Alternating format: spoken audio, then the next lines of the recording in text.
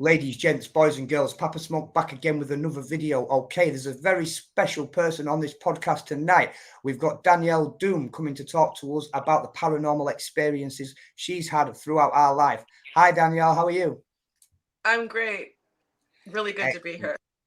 Excellent, excellent. Good to have you on the show. As you know, I'm now working for a company called Apparition Assist. We do paranormal investigations, and as part of this, proving that spirits exist, we interview people like yourselves in order to see what experiences you've had.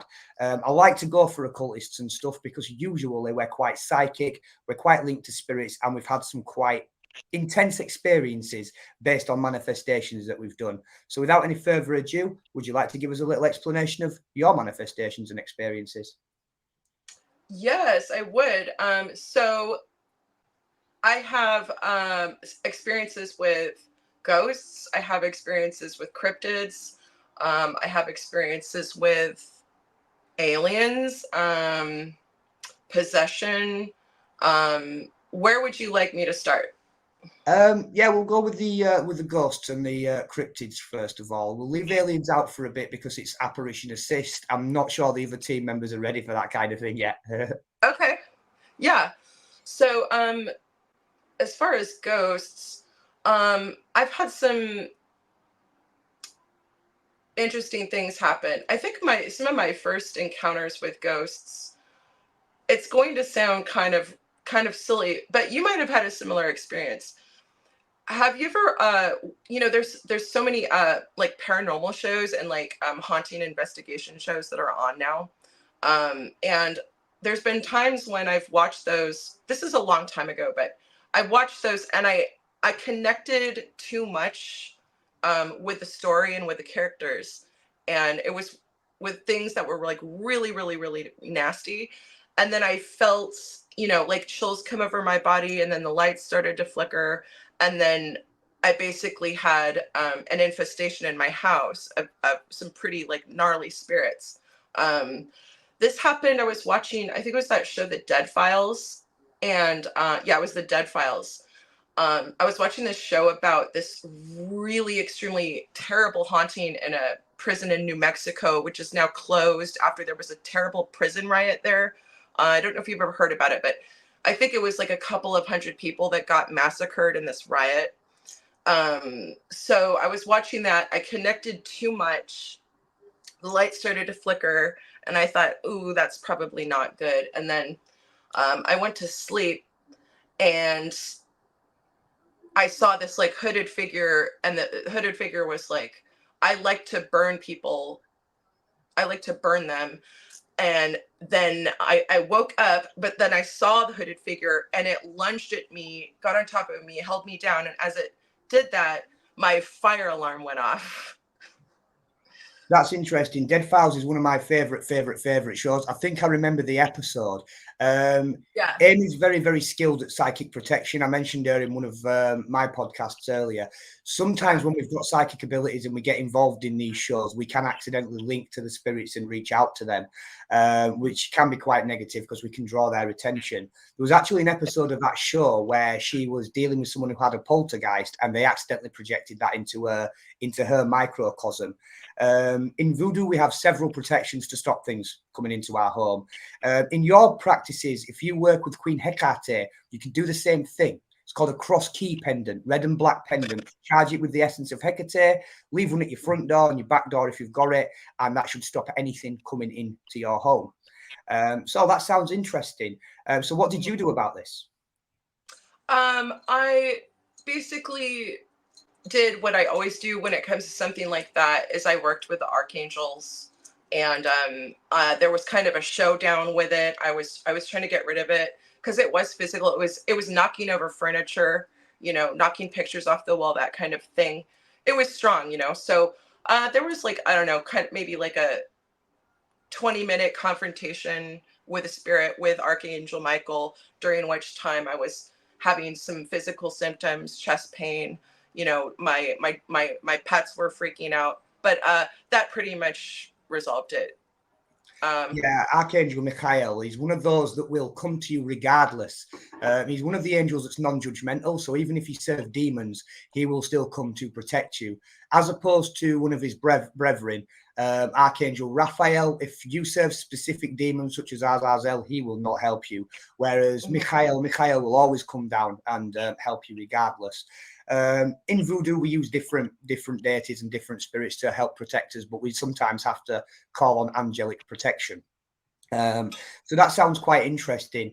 Have you ever had any other experiences where perhaps things have come to your home, or you've been somewhere and been touched or experienced anything? Yeah. So most of my experiences with ghosts are not really unpleasant. They can be startling.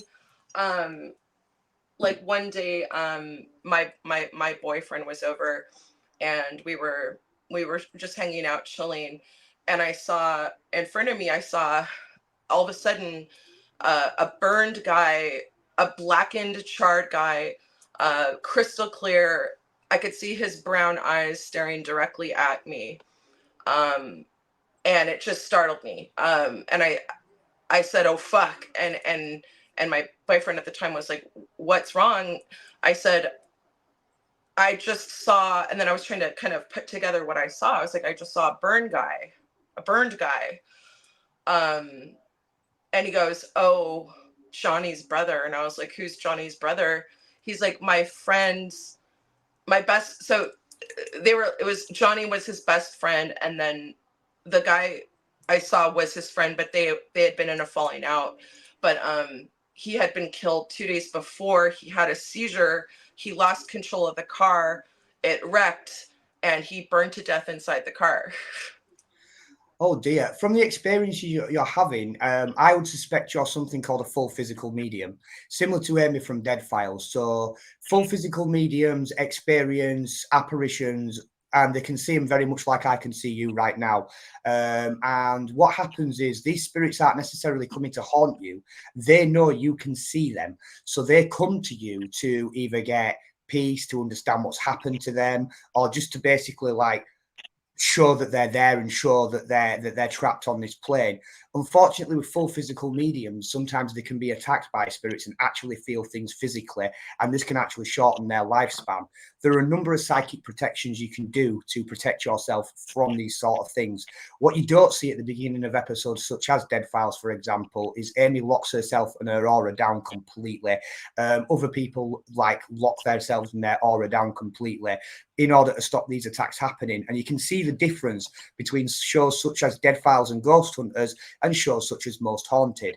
The man in the Most Haunted, the reason he gets sick and attacked all the time is because their ex-psychic Derek Okora was a fake, and they did no level of protection. All they did was an Abrahamic prayer for the camera that they didn't have any faith in, and that's why those particular people get attacked and get their energy drained.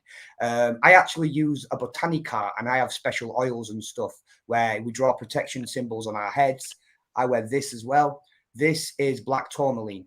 Black tourmaline repels negative energy and negative attachments. It's probably why when I did the EVP at the graveyard the other day and I was cussed out and growled at by a spirit, it's probably why it didn't attack me or follow me home. But yeah, when you're a full physical medium and you've got these abilities, it's really, really important that you protect yourself and you protect your home. A lot of people don't necessarily have the right training, and some people that are full physical mediums don't know. I mean, myself, I'm clairaudient.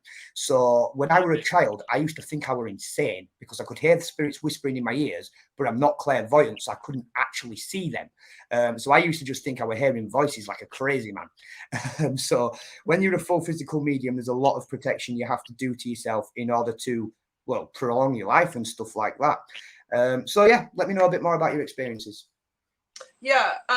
So, most of my experiences with the dead are not all that unpleasant. It can actually be really comforting. It's nice, especially when it's people that that have passed, or relatives and stuff, or people that you're with. If you sense their relatives, that's a really sweet, comforting thing. Um, Nothing too spooky there, but there are places where um, there's a lot of dark history, and you have a series of different things going on at one location. You can have like basically a guardian of that sort of resting place, that can be very protective, sometimes very dangerous and aggressive. And then you get other kinds of manifestations, something kind of along the lines of the Fae or even cryptids. And yeah, it's just kind of a medley of different things in areas that have a lot of activity and have a lot of negative energy. So I have experience with places like that too. For instance, like really old graveyards, really old, like say, for instance, like Native American burial grounds. Um, they can have guardians that are extremely powerful, extremely aggressive, and can make some really crazy shit happen. Um, One experience actually that just popped in my head, this was like many, many years ago, but I set up an ancestor altar, and I used photographs. I made a collage with photographs from County Cork, the cemetery in County Cork, Ireland. It's this beautiful like cemetery, like on the ocean and shit. So I used all those photos to make this collage to connect with my ancestors. And what happened was I got one of those crazy, creepy, dusty, moldy, necromantic guardians come, and I was just getting knocks, like fucking Tommy knockers, like fucking 3 knocks over and over in my room. And I was like, oh shit, I fucked up. Things usually done in three are usually done to mock the Holy Trinity. There are a few different guardians regarding specific areas. Some of them, like you said, in Native American areas, are usually things called skinwalkers. However, the guardians can sometimes be older than Native American history. The guardians that are older than Native American history cannot be removed. There's a specific ritual to remove skinwalkers that involves the cedar tree, so they can be removed. But there are certain guardians of certain areas that cannot be removed, and they must be adhered to. As a Bocor, the spirits know that other people of my profession trap said spirits in something called a govy. So I'm often encountering feelings of dread in these areas and stuff like that. And this is the guardians really saying, listen, mate, if you put a foot wrong, you are done. But then again, I work on in a very benevolent way. And spirits, to me, they don't go in the govy unless they're willing to work with people. But certainly guardian spirits can be extremely formidable. I have had a skinwalker attached to me before through a specific war I had with a specific Native American lady.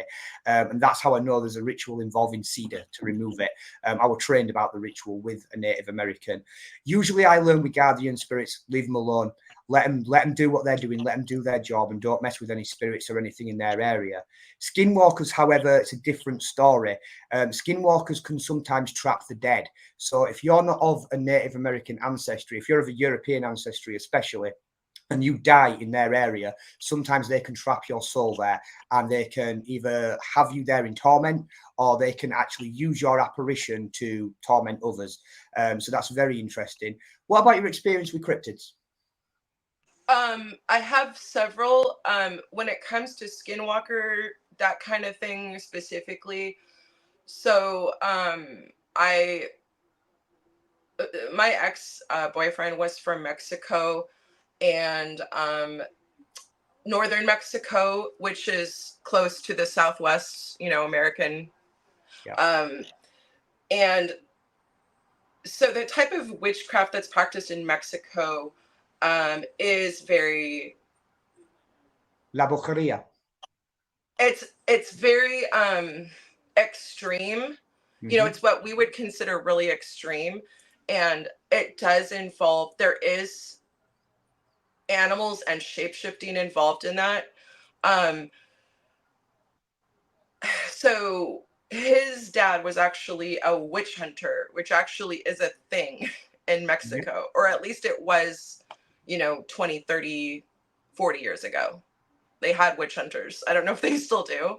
It still exists, including in Africa. In Africa, if you're seen as a witch in certain areas, they will beat you to death and set you on fire. So witch hunting very much is very, very prevalent in the world still today.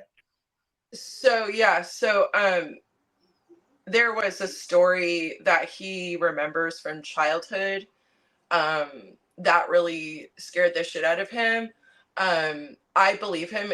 He's the most honest person I've ever known, and this is actually the same person I saw the burned guy. I had a lot of experiences with this person.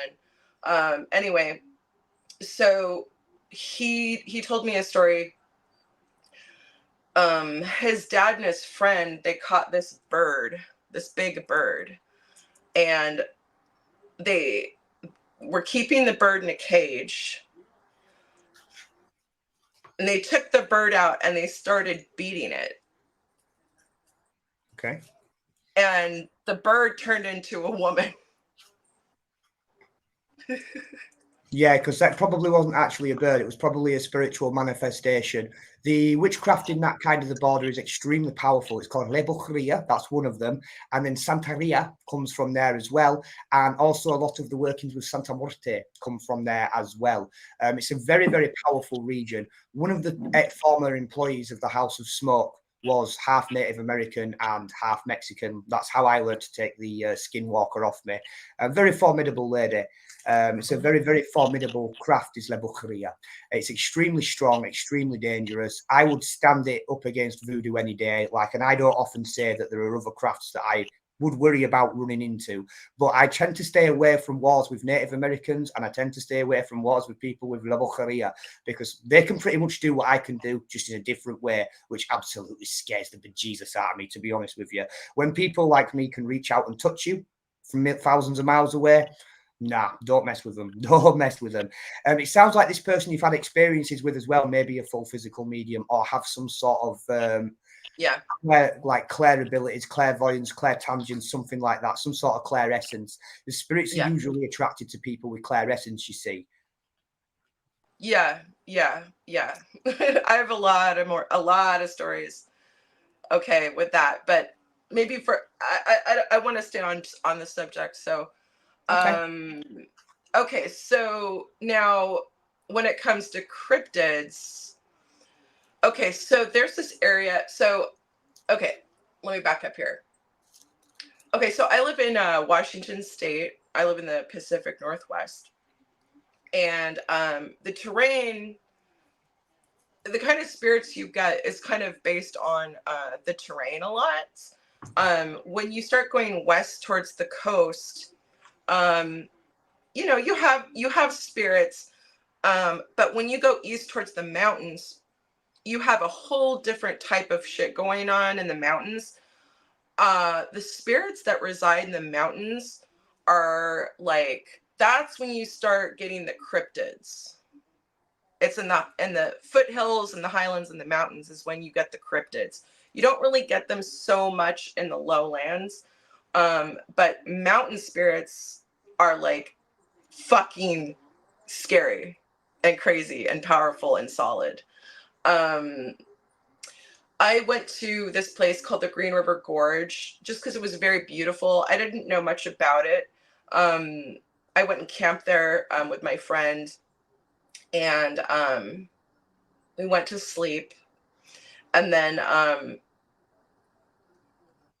I had this feeling, I don't know, I camp in the wilderness a lot where there's a lot of big, kind of dangerous wild animals. And so I have kind of a sixth sense that kicks in when there's something nearby.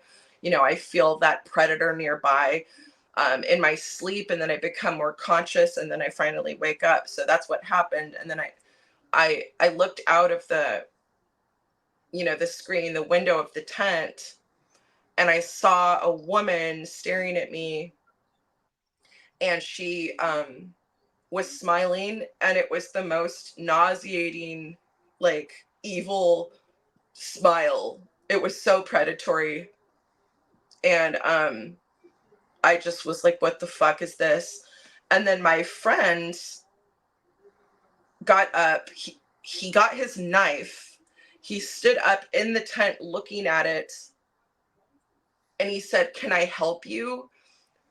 And then it just turned all digital and disappeared. What I didn't hear because I was asleep at first, and then I woke up to it, was that he said he heard it approaching, and as it was approaching, it sounded like something that weighed like like 1,000 pounds. It would like a horse hooves or something with chains, and he could even feel the ground vibrating, like goom, goom, goom, goom.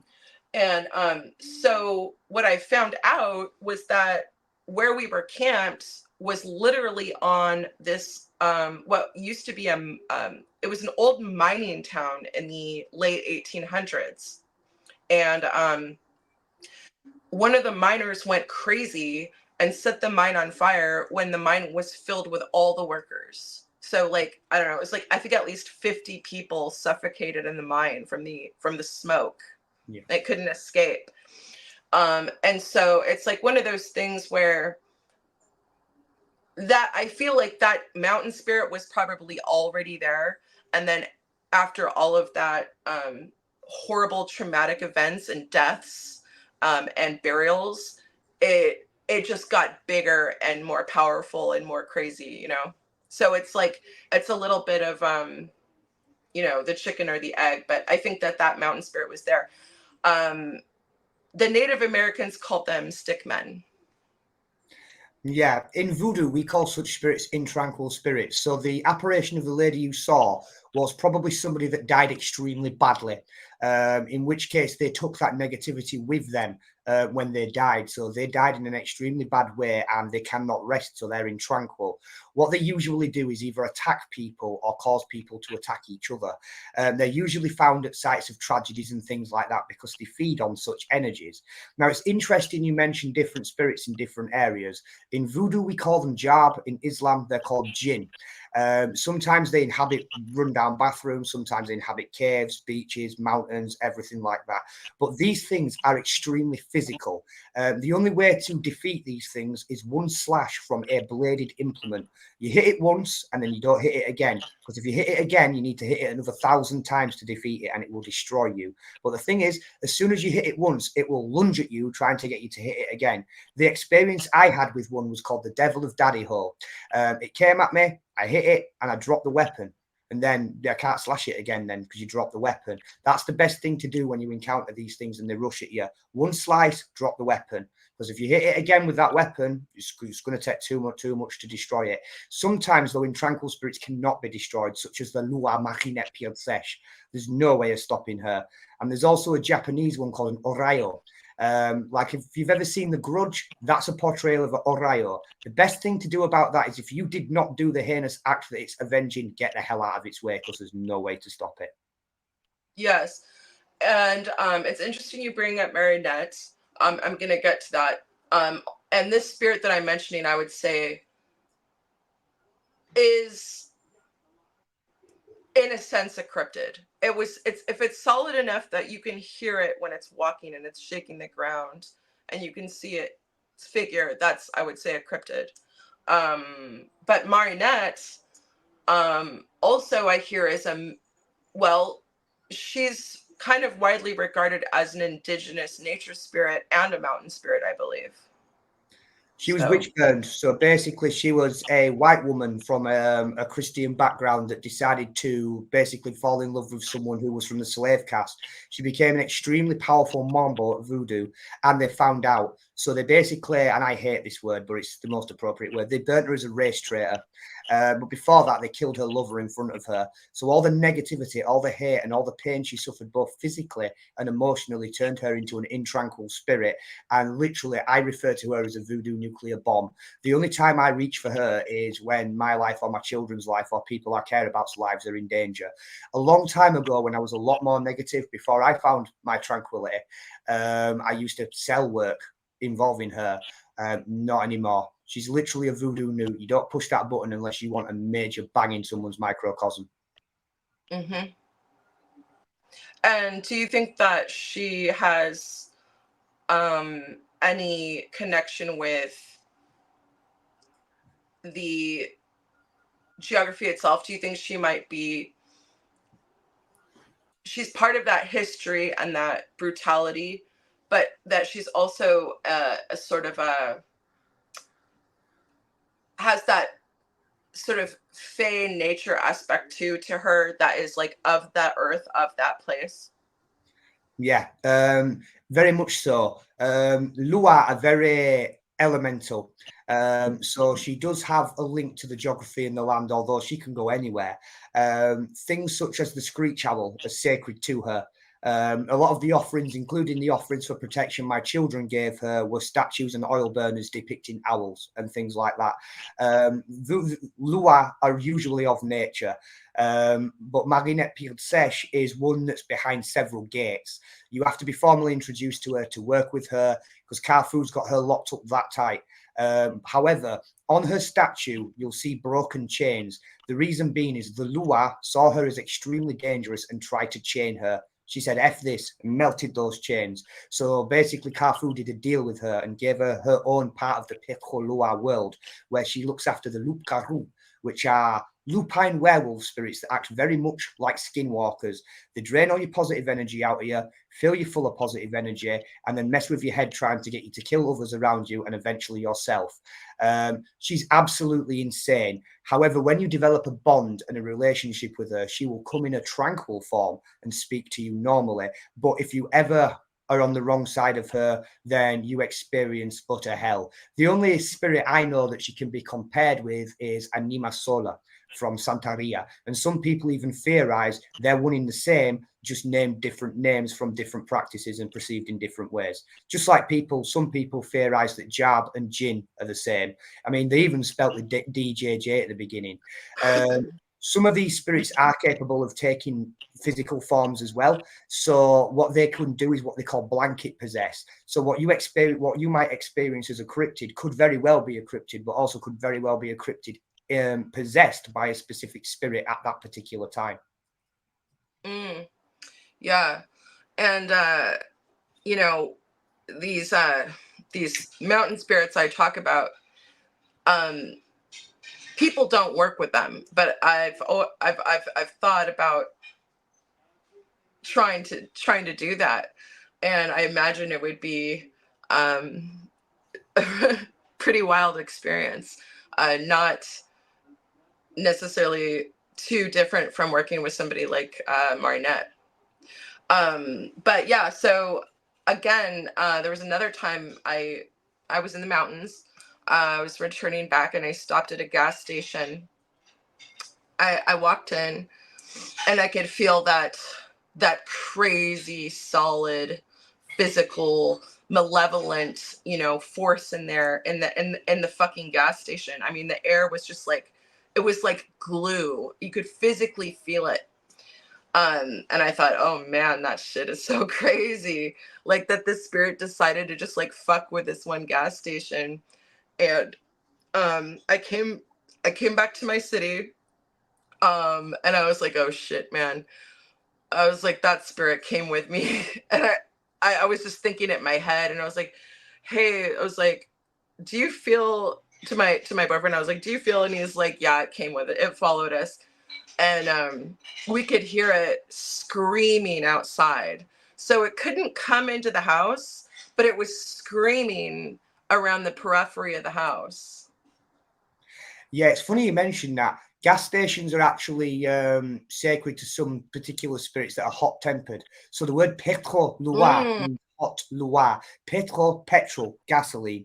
Marinette takes gasoline as an offering. So does Anima Sola, so does Metcalfu and other hot-tempered spirits of their nature. And it's really funny you mentioned that, because my girlfriend told me about an experience she had a couple of years ago where she'd come home from getting wine. She'd shut her door, and as she shut her door, something screamed and banged on the door. And she looked in the morning, and on the pavement in front of her door, so the sidewalk in front of her door, there were scratch marks. So something had tried to get in but couldn't. And this is why when I go to investigations, the team is anointed with a special oil from the Botanica, and so is the car. So nothing can attach to the vehicle and come home with us, because the oil that's made from my Botanica, I specify, and he puts other ingredients in as well. This is made to produce an extremely high frequency that pushes negative and angry spirits away and only allows positive things to come in. Yes, and yeah, we used a technique that my boyfriend was taught in Mexico when that happened, when that spirit followed us, and it's just a string tied in a series of knots with a certain order of prayers prayed over it. Yeah, indeed. Yeah. I know the technique very well. There's also, surprisingly enough, the egg cleansing works as well. So a lot of people use it for a divination to see if they're cursed. But in Santeria, there's a way to cleanse somebody using an egg, where all the negativity and attachments and negative spirits go within the egg. And when you crack it, that yolk ain't yellow. It's either blood red or black when you crack it. And then there's a certain way to dispose of it. So there are many ways to undo such attachments. However, if something is determined enough, it will try and try and try again, which is why people like myself who are in this field have 21 different layers of spiritual protection on them. This is why every time I get a girlfriend, I do the same as well. I mean, my Jules has got so much protection on her now, it's unbelievable. Yeah, that's excellent. You're doing what you should do. Definitely, especially when you're in the public eye and you've pissed off as many people as I have. Get me, so they'll go for her. Well, I guess I should do some protection after this then, huh? Yeah, well, the more layers of protection, the better. You see, the older a spirit is, the more advanced it is. And the more it's walked this earth, the more it's dealt with different barriers and different blocks, and the more it can get through it. This is why I laugh at Wiccans when they go, oh, everything should be fine, I've saged. All right. So you don't think a 1,000-year-old spirit knows how to get around a bit of sage? Okay. It's very important that you protect yourself spiritually from things, especially if you have so many negative experiences. Like I said, I suspect you're a full physical medium, and this is why you're attracting such things. So it would be a good idea to look into spiritual protections. There's another video I've got on spiritual protections on the YouTube channel. Feel free to have a look at it. And if you want the details on my botanica, I can give you them, no problem. Okay. He's a Canadian gentleman. He does all my things for me. Basically, I'm lazy and don't make my own stuff. I buy it from this man in Canada, and he's like probably one of the best botanicas I've ever had. I've had several, and most of them don't measure up to this guy's work, which you wouldn't believe because he's white as snow and drinks milk from bags like the Canadians do. And he's extremely polite, but he's both basically. I've got some really, really, really dark stuff that I've got from him, and I've got some really, really light stuff that I've got from him. I recommend a lot of spiritual protections when you have a lot of experiences. Right, we'll call that a wrap at half an hour because otherwise people will get bored watching us, won't they? It's been brilliant having you on the show, and I hope to have you again another time, maybe with Dimitri. Yeah, that'd be Lovely, great. because I understand you've done a bit of work together, so I bet you both have had some stories about some hairy times you've had. I know when me and Jules, we got a hotel room together a few weeks ago, that hotel was haunted, and even though the heating was on full blast, while we were asleep at night, we were both woke up by something moving the quilt, believe it or not, and we sat up, and even though the heating was on, the radiators were on full, you could see our breath. I asked the lady in the morning, there's something here, isn't there? And she took me to where it goes. They rent out a guest flat in this particular hotel. It lives there. It's supposed to be a monk, but then again, they always say that. Jules's house is built over the site of a mine tragedy, which is why she's got a haunting as well. On my page, there is a specific video where her crystal altar started to sing to her. Reason being is she empowered that altar for protection, amongst other things, and high frequencies scare away spirits. She sent me an EVP, and once I'd cleaned it all up, it was extremely high frequency sounds. It was almost like her altar was protecting her. Similar to what you said about a tragedy with the mines, except this one, a fire. In the 1700s in England. No, this was a fire. The crazy miner set the mine on fire. Yeah, her experience wasn't a fire. What happened to these miners is in England in the 1700s, they didn't care about health and safety. So they used to have 14 lifts a time with 4 people in each going down into the mine shaft, supported by one really thick rope. One day, this rope snapped and 14 kgs of miners careered to their death. No survivors, just twisted metal and body parts, basically. She's now dealing with that level of haunting. However, the protections I've put on her, one of her deceased partners who's still around her and protects her, and her crystal altar itself is literally what's holding them back. You can see on one of the photographs, on a few of the photographs I've put on the post, she's at an angle so you can't see her reflection in the TV, and there's quite clearly 2 dark shadow figures looking at a TV, looking like they're trying to walk through the TV, pretty much like in The Ring, but they can't get through. One of these days, I intend to go and banish those spirits. I use a different banishing ritual to the one that's well known. I use one from Planetary High Magic called the Combined Middle Pillar and Full Banishing Ritual of the Planetary Master Key. It makes the lesser banishing ritual look exactly as it described, like a lesser ritual, because it really is. The full banishing ritual, though, does reset everything to 0. However, any links that you've got with spirits that are positive and are helping you, it will allow. But if you think a link with a spirit is positive and helping you and it's actually not, it will get rid of that. And it closes all portals and all doors. This is another thing I do at the beginning of investigations and at the end of investigations. In fact, I purchased from Jewel black obsidian athame for that purpose, because you can use an athame for the specific ritual. You can use it for cord cutting and things like that as well. Yeah, mines are a hot spot for cryptids. I have multiple mine cryptid stories. Yeah, mines are crazy. Excellent, excellent. Well, it's been brilliant having you on the show. Have a wonderful evening, and we hope to have you on again sometime. Thank you. Good to talk to you. Thanks for having me.